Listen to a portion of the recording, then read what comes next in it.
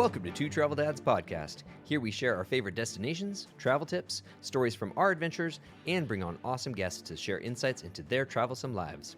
Be sure to subscribe wherever you get your podcasts and check out our detailed show notes at twotraveldads.com/podcast-episodes. Hey there, welcome back to another episode of Two Travel Dads Podcast. I'm Rob. I'm Chris.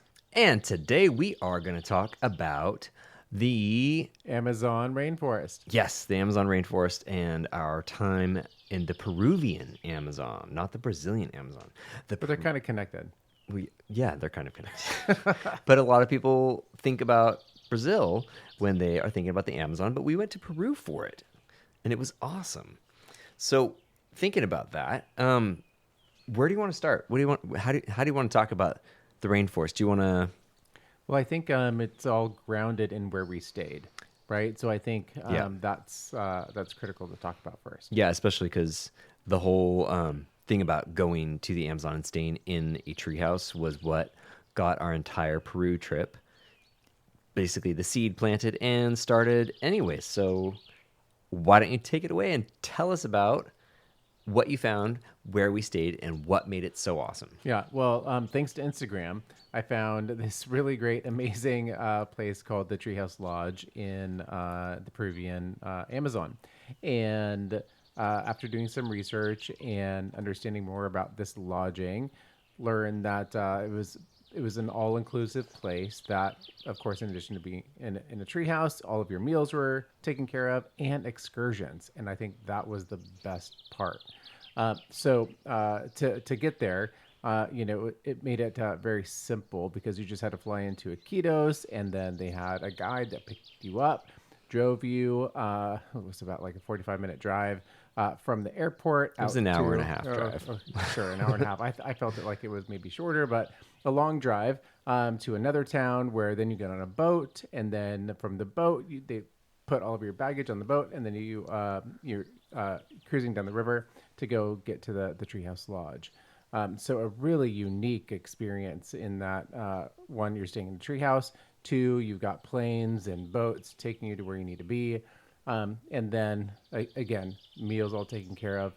But the most important part, and this is what we'll talk about, are the excursions, which so many options and so much flexibility. Yeah, but I think we should talk about getting there a little bit more too, though, because really it was such a unique experience. So you fly into Iquitos, like you were saying, and then they picked us up. They had a sign with our name on it, and we went out there. We met Edgar, who was our guide for the week, and he was the one who got us at the airport. And real quick, maybe just in case people are like, "Oh, I'm so excited to listen to this because I've got like my trip in like 2 weeks." Maybe you do or not. Here's the thing: we landed. Got into the airport, and we're like, where's our guy? We're lking for it like normal people would, like a sign that says Taylor, and they're trying to find us. That wasn't the case. We saw one of the guys inside for Stewart. That's true. And there's the Stewart family, and they're like, okay, well, they got found, and we're like, where's the guy for Taylor? Nobody's there. Bob gets on the phone. He's like, trying to like WhatsApp. On the WhatsApp, because that's critical. They're like, no, your guide's there. We're like, okay, well, he was outside. So he was just right outside the airport waiting for us. And literally the people who had their guide inside and then our guide who was outside, we were all traveling together. We were all on the same van. bus, same van. It was just kind of ridiculous. But because we thought we would have seen a guy just like the Stewart family got. But that's okay. Edgar was amazing. Yeah. But he was just right outside. So just sharing that in case you go and you're like, my guy's not here. Just go. Just step outside, like literally walk 15 feet further. But no, so anyway, so Edgar was there and he got us all loaded up with all of our luggage. And also because we did have a bigger other family who was traveling with us in the van to get to the boat, they actually put everybody's luggage up on top and then they covered it all just in case it started raining because, we're in the rainforest and you should expect rain. So they had all that already thought up. And then the drive was interesting because it was, long. It was long. But they did stop at a grocery store, which was great. So that we could get some water, some snacks on the journey. But it was on very nice Peruvian paved highways. It was not what I was expecting for driving through the Amazon rainforest. It was actually like nice blacktop. Well, and once you get to Nauta, it's like a huge city. They said there's like over 50,000 people that live there. Which is really surprising. But it did look like there was kind of like a cool downtowny area.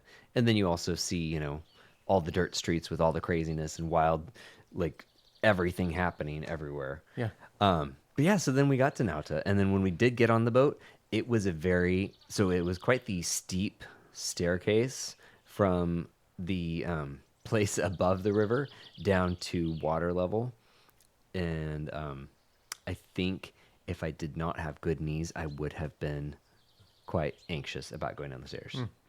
Just because I didn't want to fall in the river. Yeah. Well, the other people who had different body shapes and sizes were able to make it just fine too as well. That's true. That's true. They did make it. Nobody fell in the river. And then we got in our, I don't know what you want to call it, torpedo boat? A long, narrow metal boat with one seat on each side. Yeah, it was like a fuselage. Yeah. And it just took us rocketing up the Amazon until we got to our little tributary that was just off the Amazon for us to get to the treehouse. Yeah. Pretty great. It was awesome.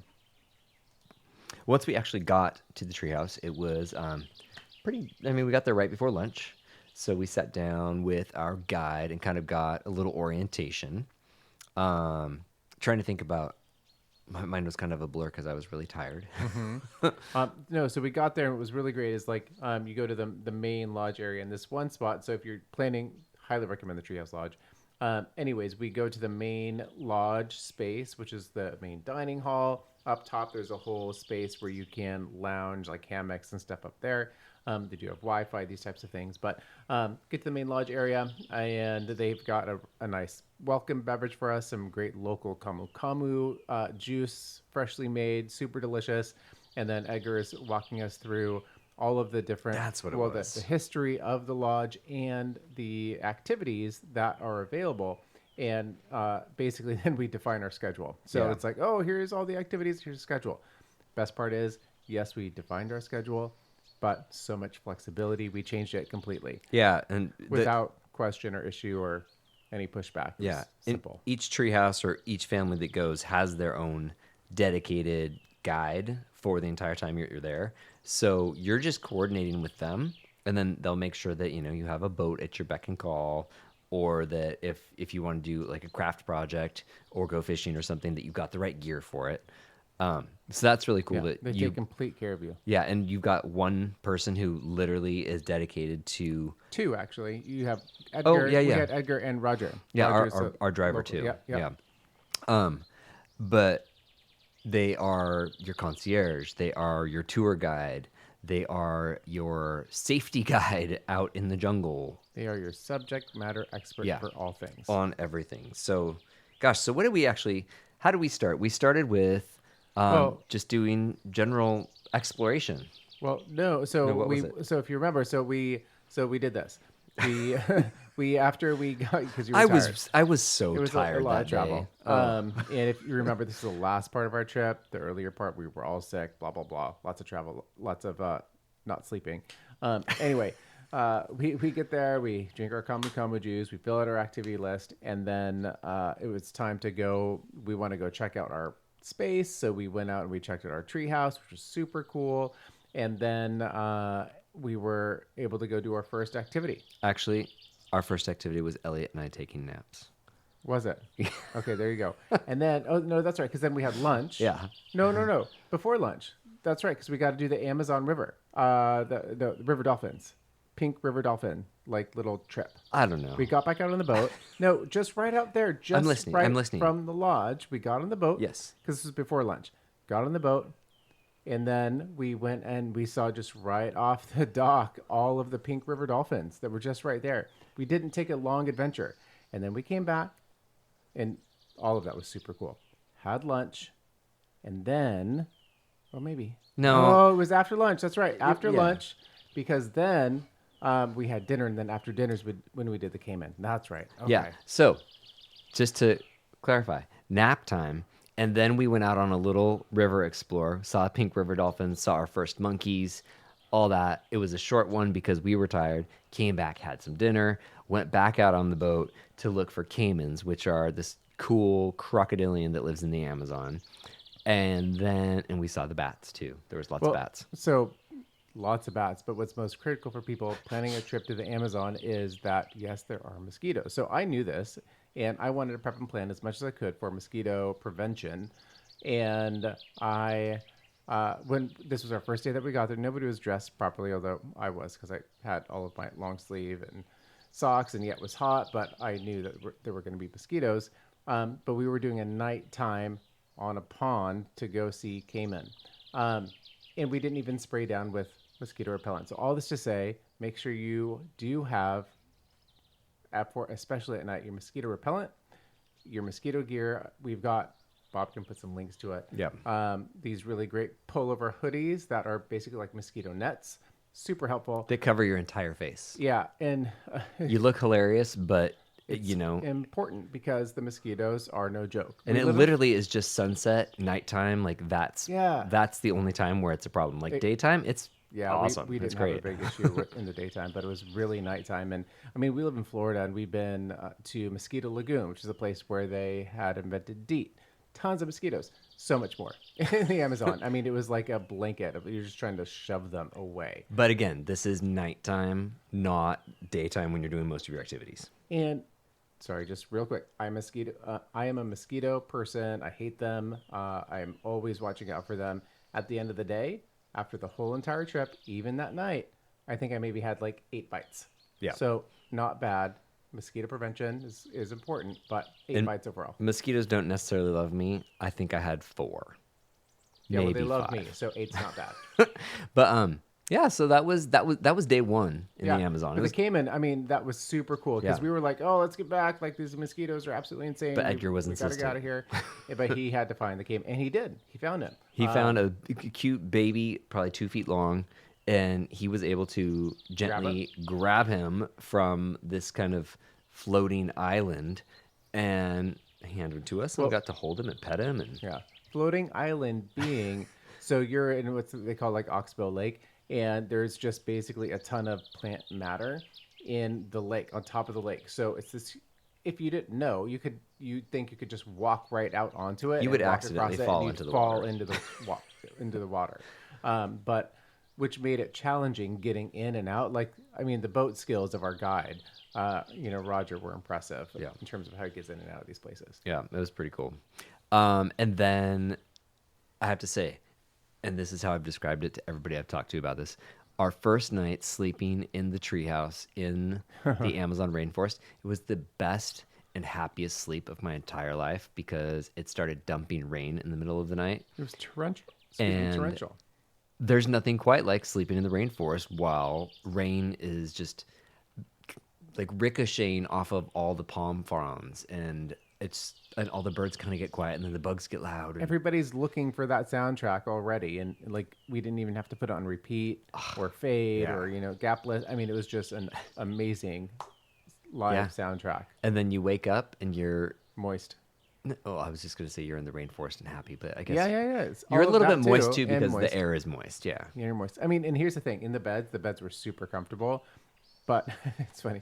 You only get a sheet, which is all you need. Yeah, but it's just a sheet, which is perfect because it's the Amazon. You don't need more. Yeah.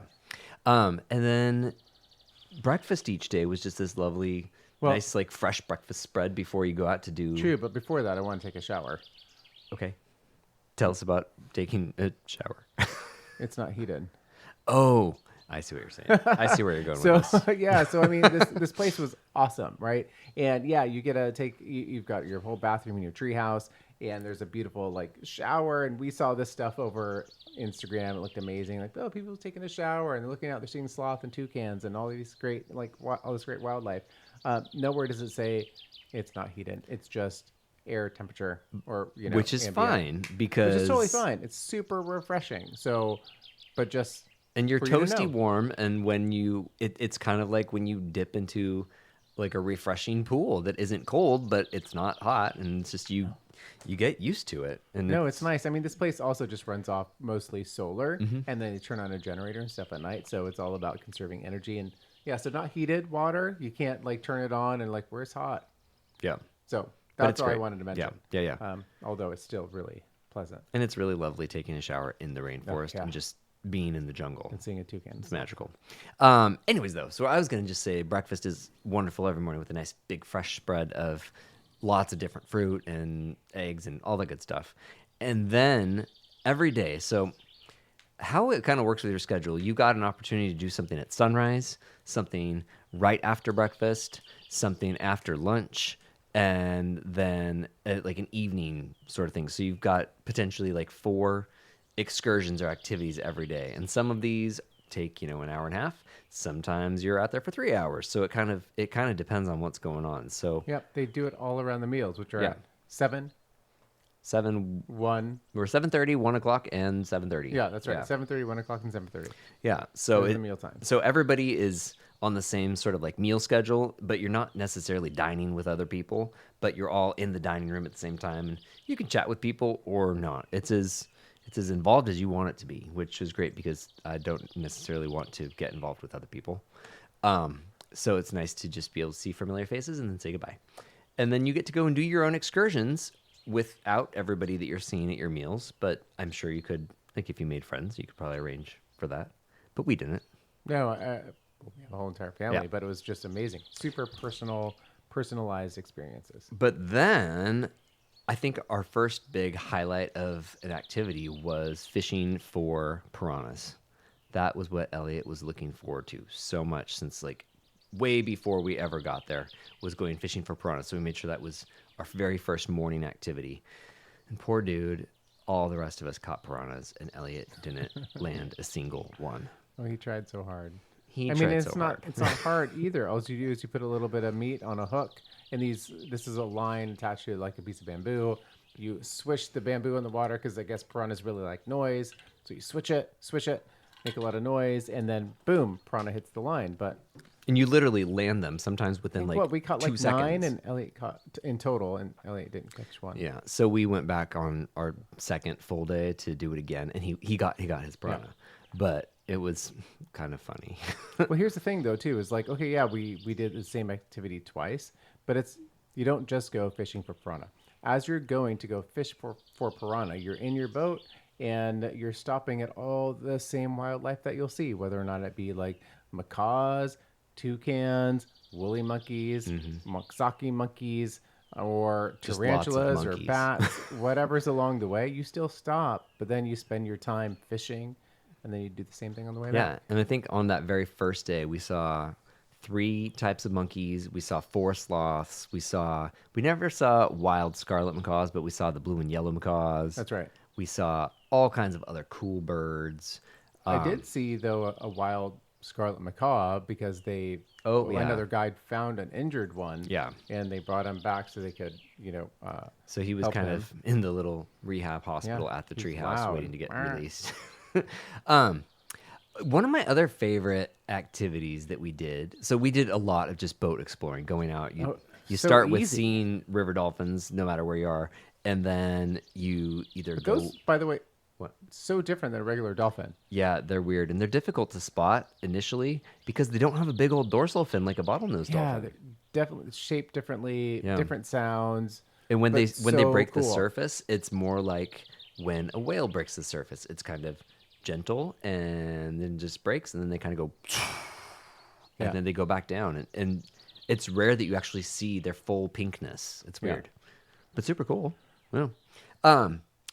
What was I gonna say? Oh, I was gonna say one of my other favorite activities. So each time that you go out, you're kind of navigating the different rivers, whether you go all the way out to the Amazon or you're doing the little side tributaries. We were there during rainy season, so the water level was way high, which meant that we could go absolutely everywhere on boat instead of having to go on hikes through the jungle. Our driver was like, he was so adept at navigating through, banyan trees, through I strangler don't know figs. how we didn't get and lost. Like, how we didn't get lost and Seriously. how we didn't die in the jungle, I don't know. But well, it because was our amazing. guide, he helped people navigate who were on naked and afraid. So That's true. Yeah, Edgar was he's a Amazon survivalist. yeah, so he has that sort of Hollywood experience. And then he took us out.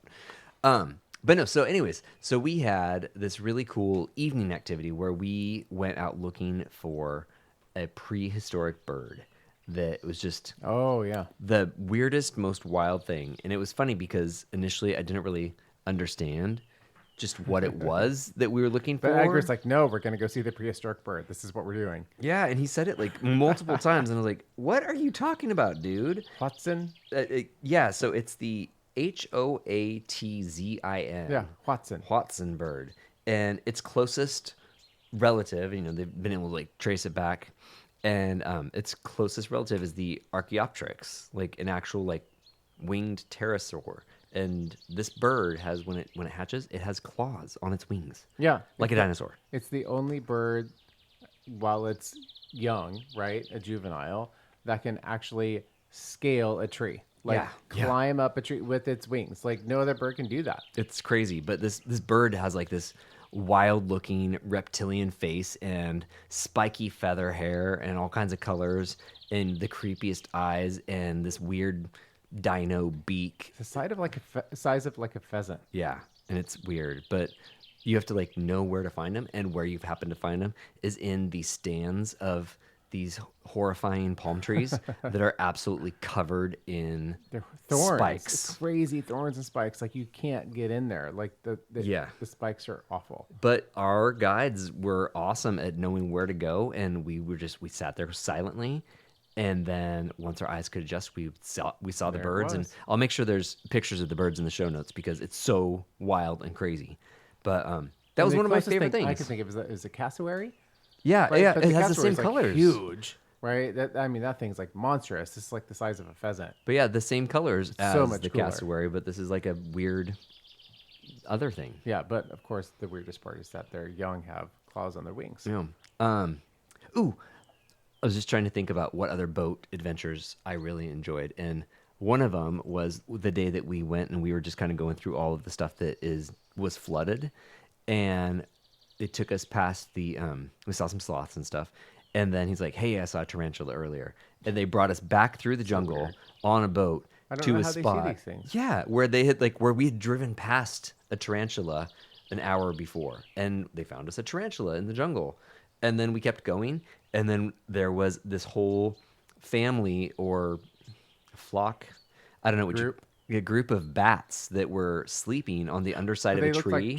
like they look like dragon scales on the trees. Yeah. The camouflage of these bats were impressive. But our guides saw them, and it was awesome.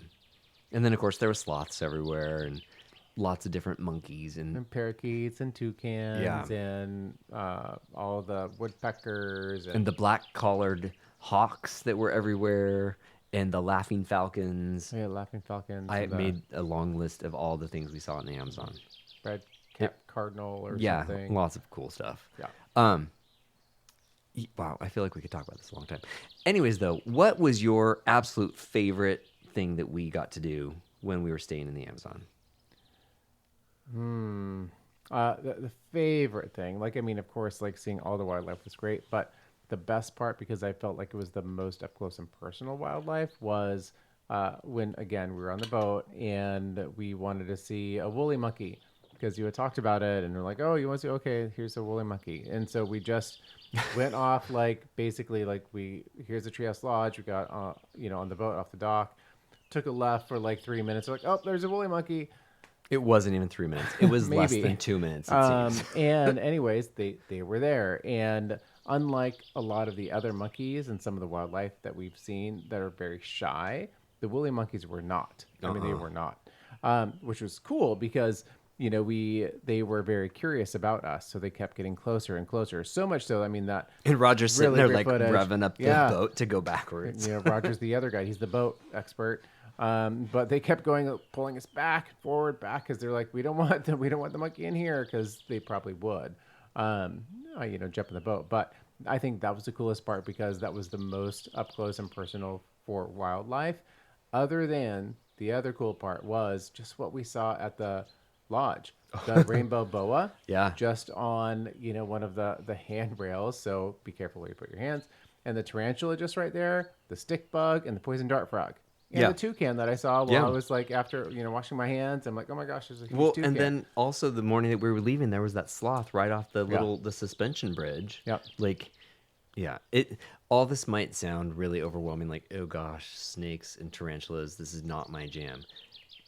None of this stuff, this was not in our treehouse. This was like on the walkways, not like in a dangerous I spot mean, you're in a where, jungle, so this yeah, wasn't. It's not like a nice paved paths for you to walk around. I mean, you're in the jungle in you're the in the jungle, treehouse. but you're walking like between the main lodge and the boat dock and all the tree houses. You're on boardwalks or you are crossing suspension bridges that Yeah. are nice and safe and maintained. So it's not like you're like wandering along the Yeah, but jungle you still have to be floor. mindful of what You do you're have to be doing. mindful, but there's also lots of staff everywhere, which makes it cool. Yeah. And there's people there to help you with whatever you need. And like when we saw the boa, more staff came out to like check it and make sure that It everything was moved. good. It moved all the way up and then went into like the eaves of Yeah. the. Yeah. Yeah. So it's just really cool to be so surrounded by wildlife and be safe. I never felt unsafe. I never felt unsafe. The only time I was like, oh my gosh, there's all these mosquitoes at night with the canine. Yeah, that was the one. And I moment. wasn't unsafe, but I was like super irritated. And I'm like, ah. Yeah. Yeah. The last thing that I was gonna But say. the food was Oh. the best. Sorry. Oh, I okay. love food. And yeah, we ate in Lima. We ate in all these places. The food at this place for lunch, and oh my gosh, like I had some of the best beef and in a red wine, butter. I mean, food was amazing, and with dessert every night. And they would, of course, custom make things if you needed it. So Elliot wasn't feeling good a couple days, and they made sure to make his meals simple. Same with Bob. So just the staff and the food was top notch. Yeah, that's true. And the desserts each time. There was So a good. great dessert. So Like camu flan. yeah, everything was good. I forgot what I was gonna say. Sorry. I know. It was something really important though. Oh well. Oh, I wanted to just hit on real quick that one of the cool things that we got to do that we got to bring home was we got to make blow dart guns, Oh yeah. which is kind of a random thing, but it was really cool because Roger is local, and so he brought from his village. He brought the right type of All the wood. wood. Yeah, the right type of wood for making the blow dart guns and the actual darts. And then we all kind of sat around, carving and whittling and just chatting and stuff. And then they prepped them the rest of the way. And then Roger was able to do some wood burning and carve out some cool designs on them for the kids. And they assembled them. Then we got to practice blowing them. And I thought that was a really cool, unique sort of activity with probably the coolest souvenir we've brought home from any place we've been. I was gonna say the souvenir part is definitely the best. Yeah. Yeah. It was awesome. Our 5 days at the Treehouse Lodge in the Peruvian Amazon were my favorite travel we've ever done anywhere. And we've done some really cool stuff. So Yeah. that's my 2 cents. Completely agree. And cool thing is that we will be going back and bringing people with us. So there is information about that on the podcast page and on our website over at twotraveldads.com. So check it out if you're interested, and feel free to ask us all the questions because we could talk about it all day, clearly. Was there anything else you wanted to add about our time in the Peruvian Amazon, or? No, just try camu, and if you're up for it, the guide may show you how to find maggots that are super delicious. How did we not talk about that? And so he talked about it on our on the bus ride, to Nauta before we even got on the boat to the Amazon, and he was so excited to actually find them because they're in this like fruit that rots and falls down from a tree, and the maggots live in there for quite a bit, and they grow and develop, and then you chop it open, and you get to eat the most delicious, tasty white alive maggot. And I just Which I he couldn't said do tasted it. like butter. I can't Yeah. do it. Neither could I I. felt really bad. We really I let just Edgar can't- down. I His can't eat live face. bugs. That's His face. He was sad that we would not try it. But he understood. I told Yeah. him the other day. I was like, sorry, I couldn't eat the maggot. I was like, I remember the lady on the bus was like, what if you don't call him a maggot? Like, I'm sorry. Oh, good times. But you know what? That's just one of those super unique Amazon experiences that we were adjacent to. Yeah. Ah, good times. All right. I think eat that bugs. that kind of does it for talking about the Amazon for now. Stay tuned though, because we also have podcast episodes just about traveling in Peru in general, and then our time up in the Andes, as well as other cool places like Lima and down in Paracas and all kinds of cool stuff. So stay tuned and don't forget to subscribe wherever you get your podcasts and give us a rating. Share us with your friends as well. So, yeah, thanks for listening, and we'll talk to you later. All right. Hasta luego. Hasta luego. Two Travel Dads podcast is created by Rob and Chris Taylor in St. Augustine, Florida. We'd love to answer your questions here on the podcast, providing both our experience and stories to share our own insights into whatever you're wondering about. Visit twotraveldads.com/podcast-episodes to leave your questions and to check out past episodes and show notes. Don't forget to hit that subscribe button and have an awesome day.